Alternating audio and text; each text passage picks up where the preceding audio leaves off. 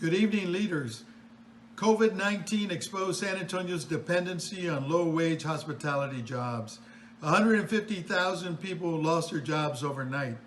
The CARES Act provided our community $350 million, and COPS Metro was the first at the negotiating table. Our leaders fought for the funds to be used for COVID-19 testing, emergency housing, and workforce development. COPS Metro secured $115 million for workforce development as a down payment towards creating a high-skill, high-wage workforce. Unemployed workers will receive a living wage stipend, job training, and wraparound services through Project Quest, the gold standard in workforce development. Funds will also enable Quest to double its capacity to 2,000 individuals. Tonight, COPS and Metro challenges our sister organizations to work together to secure more state and federal funding for workforce development. I am Mother Minerva, leader with Central Texas Interfaith. When the pandemic hit, we did not react, we responded. Texas IAF leaders held house meetings to learn how COVID 19 was impacting our community. We heard stories of people concerned about buying food and paying rent. We met with experts in IAF seminars and learned how the CARES Act could be leveraged to relieve pressures for our families. So we went to work. Central Texas Interfaith met with Austin Council members and Travis County commissioners and got them to commit over $50 million of CARES money towards rental assistance. Collectively, Texas IAF won over $250 million for rental and income assistance for low-income families, including those that were left out of the federal stimulus package, $250 million. Carito Garcia with Dallas are Interfaith. In 2017, Texas passed SB4, an anti-immigrant bill that brought freedom to the Latino community. DI worked with 5 police departments to accept the parish ID for identification, and we have issued now more than 12,000.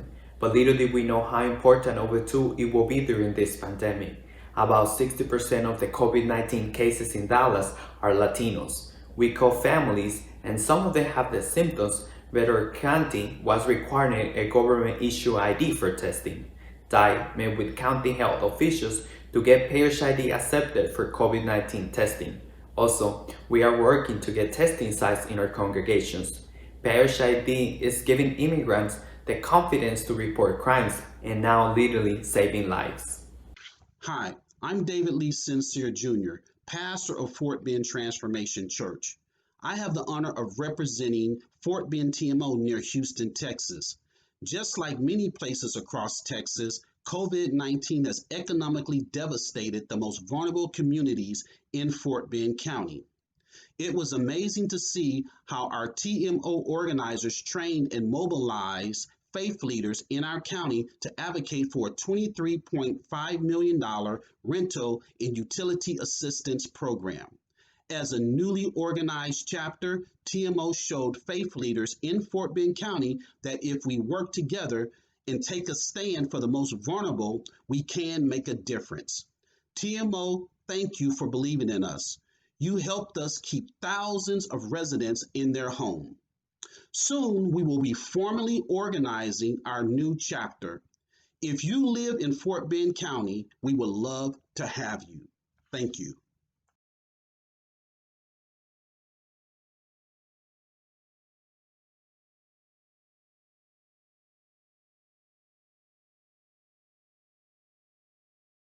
In 2008, the Governor Rick Perry and the Texas Department of Public Safety changed the lives of over 4 million undocumented Texas families when they took away the privilege of having a driver's license, and my family was one of them.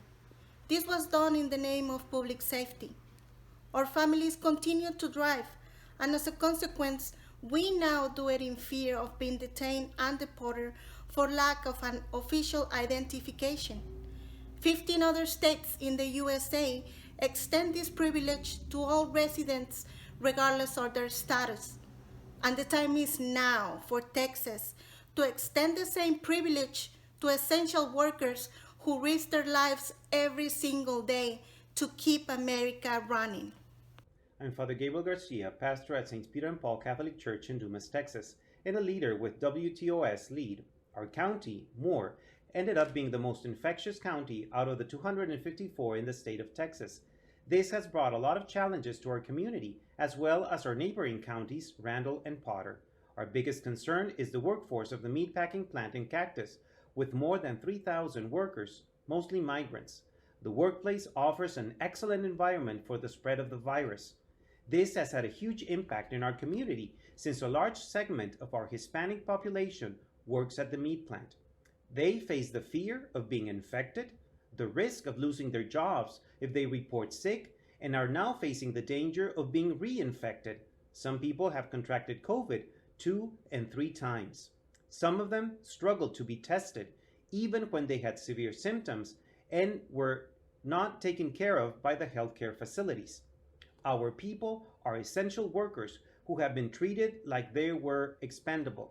In the Texas Panhandle, we are beginning to organize to ensure adequate testing, contact tracing, and access to care is available in our community.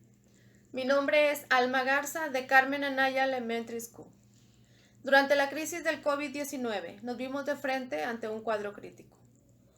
Falta de trabajo, de dinero y necesidades. Entre ellas nos faltó internet y computadoras para nuestros hijos. Cuando cerraron las escuelas, encontramos que el 80% de padres, no solo del Valle, sino también Houston, Austin, San Antonio, estábamos en la misma situación. A pesar de los riesgos, solucionamos reuniendo 5 niños por un domicilio, improvisando así sus clases virtuales. Necesitamos el apoyo de la legislatura, que nos proporcione recursos para invertir en la educación de nuestros hijos, ya sea en casa o en la escuela. Hi, I'm Father Thomas from St. James Episcopal Church in Houston. We're working together with TMO for justice. We're working together with them for police reform. All of us saw the horror of the injustice of what happened to our brother George Floyd, and we don't ever want to see anything like that happen again. We know that there's some things that need to take place, that we need to have stronger citizen review boards for the police department that have teeth. We also know that we need to have real, genuine community policing. And we also know that on top of it, we need to have a database, a comprehensive database that shows all of the police officers that have been fired by other departments. Now, change has to take place. But in order for change to take place, we've got to work together. We've got to get out there and take what we were marching for over the weeks to the polls and turn that marching into action at the polls. We need to do the work of the people in order to make a difference in our communities. So I want you to join together with me and my congregation here in Houston, and all of us work together to get as many people out to the polls as we possibly can. We're doing our work over here. Let us all do our work all around the state, and let's make a difference at the poll, and let's make a difference in the lives of the generations to come, that they may have a brighter future, that we may eradicate all injustice around us. Let's do it together.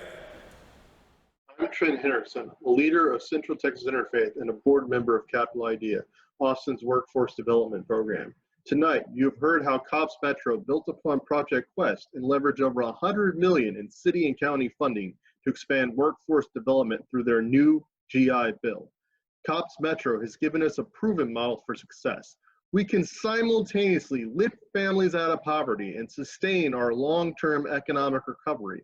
Multiple new GI Bills in our cities could provide the tuition, housing, and wraparound services struggling families need to take on critical, high-paying careers our healthcare and technology industries depend on. We long fought for the opportunity to bring our workforce strategies to scale. We can now support a much larger, more diverse group of students in community college. This November, we must make candidates for local, state, and federal office commit to new GI Bills in communities across Texas.